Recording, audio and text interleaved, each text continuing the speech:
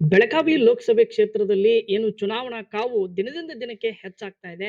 ಏನು ಬಿಜೆಪಿ ಅಭ್ಯರ್ಥಿಯಾಗಿ ಮಾಜಿ ಸಿಎಂ ಜಗದೀಶ್ ಶೆಟ್ಟರ್ ಅವರು ಸ್ಪರ್ಧೆ ಮಾಡಿರುವಂತದ್ದು. ಅದೇ ರೀತಿ ಕಾಂಗ್ರೆಸ್ ಅಭ್ಯರ್ಥಿಯಾಗಿ ಮೃಣಾಲ್ ಹೆಬ್ಬಾಳ್ಕರ್ ಸ್ಪರ್ಧೆ ಮಾಡಿದ್ದಾರೆ. ಇನ್ನು ಈ ಇಬ್ಬರು ಅಭ್ಯರ್ಥಿಗಳು ಕೂಡ ಭರ್ಜರಿಯಾಗಿ ಪ್ರಚಾರವನ್ನ ಮಾಡ್ತಿದ್ದಾರೆ. ನನ್ನ ಜೊತೆ ಇದೀಗ ಮಾಜಿ ಸಿಎಂ ಜಗದೀಶ್ ಶೆಟ್ಟರ್ ಅವರಿದ್ದಾರೆ. ಅವ್ರನ್ನ ನಾನು ಮಾತನಾಡಿಸ್ತೀನಿ. ಯಾವ್ಯಾವ ರೀತಿ ಪ್ರಚಾರ ಮಾಡ್ತಿದ್ದಾರೆ, ಜನ ಏನಂತಿದ್ದಾರೆ ಅಂತ ಅವ್ರನ್ನೇ ನಾನಿದೀಗ ಕೇಳ್ತೀನಿ. ಸರ್, ನಮಸ್ತೆ ಸರ್. ನಮಸ್ಕಾರ. ಆ, ಪ್ರಚಾರ ಹೇಗೆ ನಡೀತಾ ಇದೆ? ನಮ್ಮ ಬೆಳಗಾವಿ ಜನ ನಿಮ್ಮ ಒಂದು ಸ್ವಾಗತವನ್ನ ನೀವು ಅಭ್ಯರ್ಥಿಯಾಗಿದ್ದೀರಿ. ಇದನ್ನ ಯಾವ ರೀತಿ ಸ್ವಾಗತ ಮಾಡ್ತಿದ್ದಾರೆ ಸರ್? ನೋಡಿ, ಒಂದು ನಾನು ಬೆಳಗಾವಿಯ ಸಂಬಂಧ 30 ವರ್ಷದ ಸಂಬಂಧ ಅದ. ಇವತ್ತು ನಿನ್ನೆ ಸಂಬಂಧ ಅಲ್ಲ. ಮತ್ತು ಧಾರವಾಡ ಬೆಳಗಾವಿ ಅಕ್ಕಪಕ್ಕದಲ್ಲಿ ಇರುವಂಥದ್ದು ಮತ್ತು ನಿರಂತರವಾಗಿ ಮತ್ತು ನಮ್ಮ ಬೀಗರು ಇರುವಂಥದ್ದು ಊರಿದು.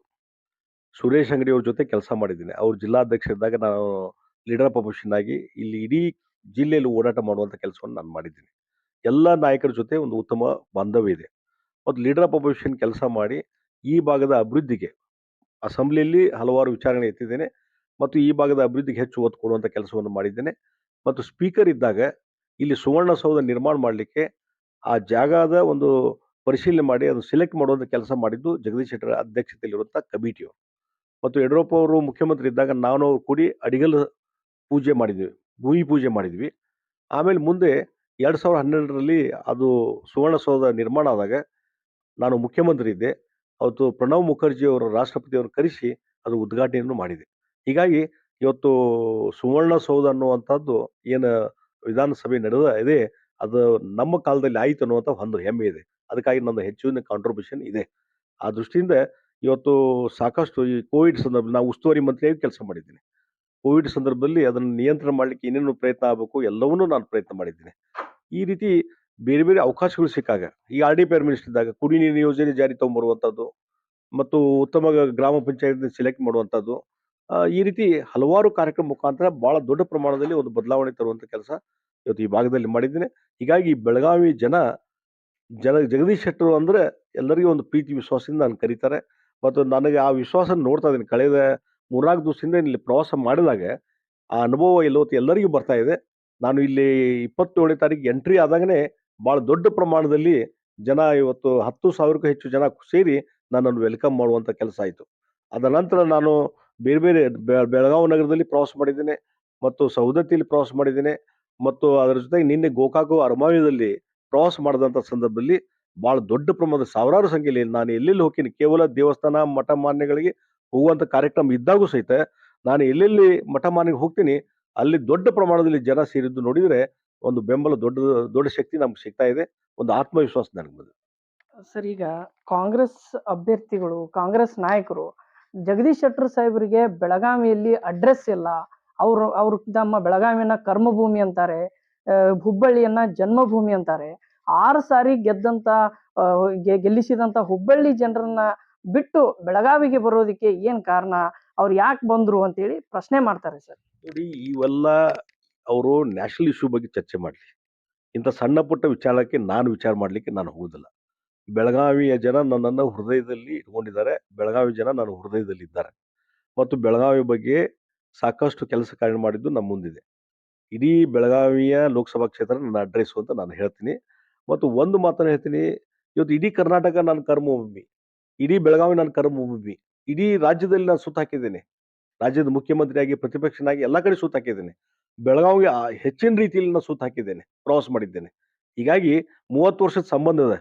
ಆ 30 ವರ್ಷದಲ್ಲಿ ಅವ್ರು ಎಲ್ಲಿದ್ರು ಎಲ್ಲೋ ಯಾರಿಗೂ ನಂಗೆ ಗುರ್ತಿಲ್ಲ.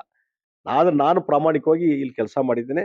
ಹೀಗಾಗಿ ಸಣ್ಣ ಪುಟ್ಟ ವಿಚಾರಗಳನ್ನ ಎತ್ಕೊಂಡು ಇವತ್ತು ಚರ್ಚೆ ಮಾಡೋ ಬದಲಿ ರಾಷ್ಟ್ರೀಯ ವಿಚಾರಗಳ ಬಗ್ಗೆ ಚರ್ಚೆ ಮಾಡಿದರೆ ಭಾಳ ಒಳ್ಳೆಯದಾಗ್ತದೆ ಅನ್ನುವಂಥದ್ದು ಈ ಸಂದರ್ಭದಲ್ಲಿ ನಾನು ಹೇಳ ಬಯಸ್ತೇನೆ. ಸರ್, ಈಗ ಬೆಳಗಾವಿ ಜಿಲ್ಲೆಗೆ ತಾವು ಮುಖ್ಯಮಂತ್ರಿಯಾಗಿ, ಸ್ಪೀಕರ್ ಆಗಿ ಸಾಕಷ್ಟು ಅಭಿವೃದ್ಧಿ ಕೆಲಸಗಳನ್ನ ಮಾಡಿದಿರಿ. ಈಗ ಲೋಕಸಭೆ ಚುನಾವಣೆಯಲ್ಲಿ ಬೆಳಗಾವಿ ಲೋಕಸಭೆ ಕ್ಷೇತ್ರದ ಜನರಿಗೆ ತಾವು ಏನ್ ಕೆಲಸ ಮಾಡ್ತೀರಿ ಅಂತ ಹೇಳಿ ಮತವನ್ನ ಕೇಳ್ತೀರಿ ಸರ್? ಒಂದು ಬೆಳಗಾವಿನ ಈಗಾಗಲೇ 2ನೇ ರಾಜಧಾನಿ ಅಂತ ಹೇಳಿ ಜನ ಒಪ್ಕೊಂಡಿದ್ದಾರೆ, ಸರ್ಕಾರ ಒಪ್ಕೊಂಡಿದೆ. ಸುವರ್ಣಸೌಧ ನಿರ್ಮಾಣ ಮಾಡುವಂಥದ್ದು, ಇಲ್ಲಿ ನಿರ್ಮಾಣ ಮಾಡುವಂಥ ಕೆಲಸ ಇವತ್ತಾಗಿದೆ. ಮತ್ತು ಸ್ಮಾರ್ಟ್ ಸಿಟಿ ಮುಖಾಂತರ ಹಣ ಬಂದಿದೆ, ಕೆಲಸ ಕಾರ್ಯಗಳು ನಡೀತಾ ಇದ್ದಾವೆ. ಮತ್ತು ಇಲ್ಲಿಯ ಏರ್ಪೋರ್ಟ್ ಏನಿದೆ, ನರೇಂದ್ರ ಮೋದಿಯವರ ಉಡಾನ್ ಯೋಜನೆಯಲ್ಲಿ ಹೆಚ್ಚಿನ ರೀತಿಯಾದಂಥ ಇಲ್ಲಿಂದ ಏರ್ ಸರ್ವಿಸ್ ಪ್ರಾರಂಭ ಆಯಿತು. ಪ್ರಮುಖವಾದಂಥ ನಗರ ಪಟ್ಟಣಗಳಿಗೆ ಇವತ್ತು ಏರ್ ಸರ್ವಿಸ್ ಇಲ್ಲಿಂದ ಇದೆ. ಮತ್ತು ಅದನ್ನು ಇನ್ನೂ ಎಕ್ಸ್ಪಾನ್ಷನ್ ಮಾಡಲಿಕ್ಕೆ 2ನೇ ಟರ್ಮಿನಲ್ ಕಟ್ಟಲಿಕ್ಕೆ 310 ಕೋಟಿ ಸ್ಯಾಂಕ್ಷನ್ ಮಾಡಿ ಇತ್ತೀಚೆಗೆ ನರೇಂದ್ರ ಮೋದಿಯವರು ಭೂಮಿ ಪೂಜೆನೂ ಮಾಡಿದರು. ಬಹುಶಃ ಬರುವಂಥ ದಿವಸಗಳಲ್ಲಿ ಇದೊಂದು ಅಂತಾರಾಷ್ಟ್ರೀಯ ವಿಮಾನ ನಿಲ್ದಾಣವಾಗಿ ಪರಿವರ್ತನೆ ಮಾಡುವಂಥ ಕೆಲಸ ಆಗ್ತದೆ. ಇನ್ನೂ ದೊಡ್ಡ ಪ್ರಮಾಣದಲ್ಲಿ ಎಕನಾಮಿಕ್ ಆಕ್ಟಿವಿಟೀಸ್ ಇರ್ತಾವೆ. ಇನ್ನೂ ದೊಡ್ಡ ದೊಡ್ಡ ಇಂಡಸ್ಟ್ರಿಗಳು ಇಲ್ಲಿ ಬರ್ಲಿಕ್ಕೆ ಸಾಧ್ಯತೆ. ಇನ್ನೂ ಹೆಚ್ಚು ಉದ್ಯೋಗಾವಕಾಶ ಕೊಡುವಂಥ ಕೆಲಸ ನಾನು ಮಾಡ್ತೀನಿ. ಇದೊಂದು ಇನ್ನೂ ಸುಂದರವಾದಂಥ ನಗರ ಮಾಡಲಿಕ್ಕೆ, ಸುಂದರವಾದಂಥ ಲೋಕಸಭಾ ಕ್ಷೇತ್ರ ಮಾಡಲಿಕ್ಕೆ ನಾನು ಎಲ್ಲ ಪ್ರಯತ್ನ ಮಾಡ್ತೀನಿ. ಸರ್, ಈಗ ಕೊನೆಯದಾಗಿ ಬೆಳಗಾವಿ ಲೋಕಸಭೆ ಕ್ಷೇತ್ರದ ಜನರಿಗೆ ಏನನ್ನ ಹೇಳಿಕೆ ಬಯಸ್ತೀರಿ ಸರ್?